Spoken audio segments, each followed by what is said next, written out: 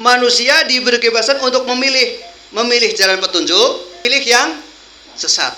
Allah akan mentaufiknya, mempertemukannya dengan apa? Sebab-sebab datangnya hidayah. Manusia bebas menggunakan qabiliyahnya untuk memilih mana yang benar, mana yang salah. Allah berikan bebasan pada kita. Mau ngambil yang hijau, boleh. Yang merah juga boleh. Kalau ngambil yang hijau, berarti apa? Allah memberikan kepada kita taufik. Ya. Dengan sebab apa? Taufik itu ada sebabnya. Ada sebabnya. Taufik itu begini, Bu, contohnya. Saya berencana mau ketemu dengan Pak Guru Yasin, misalnya. Maka apa? Supaya mudah ketemu, sebab-sebab ketemunya itu harus dibuat. WA dulu, ya kan? Pak Guru, saya mau main nih sore nanti. Meskipun belum tentu nanti ketemu, tetapi sebab-sebab ketemunya itu sudah kita buat. Oh, Ustaz, saya kalau jam 4 sore masih di sekolah, pulangnya jam 6.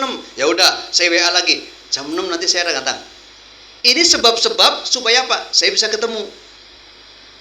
Oke. Wah, saya kan udah punya janji ya, mau ketemu sama yang lain.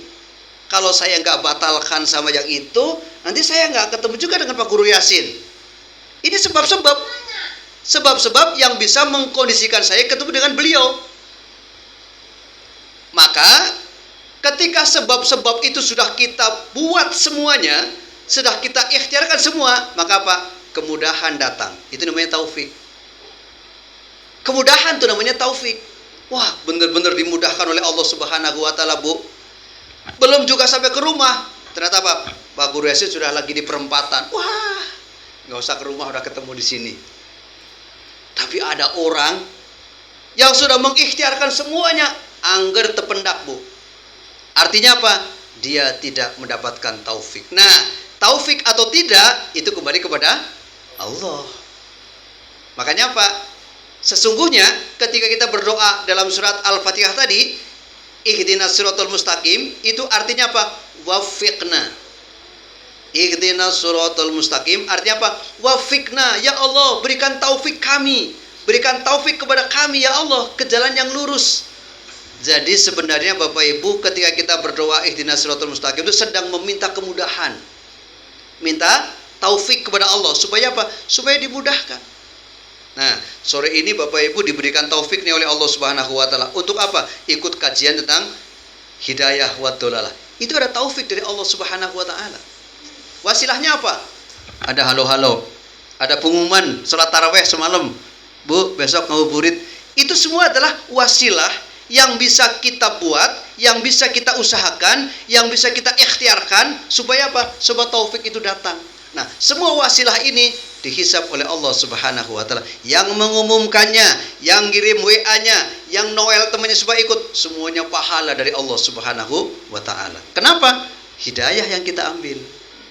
Tapi kalau begini, ulah ngaji, usah turun radikal. Ulah ngaji, sesat kena neraka gerak. Nah, kalau ada yang begitu, maka apa? Dosa dia dapatnya. Kenapa? Menghalangi orang untuk mengaji, menghalangi orang berbuat kebaikan.